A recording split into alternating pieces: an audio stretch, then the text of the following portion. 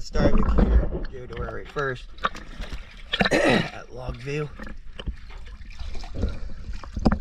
We're going to do an after clean video. We got her cleaned up and looking good. And the paint is in excellent condition. So, let's go take a look.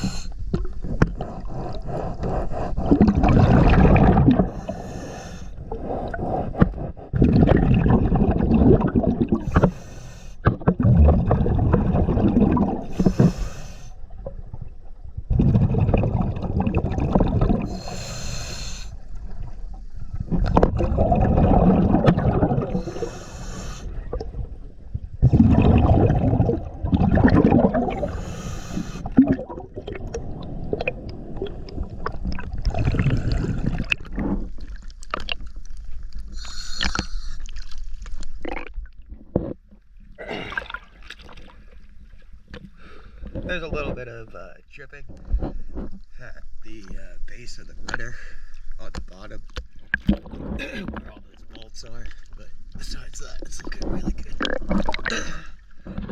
Dude, that's diving.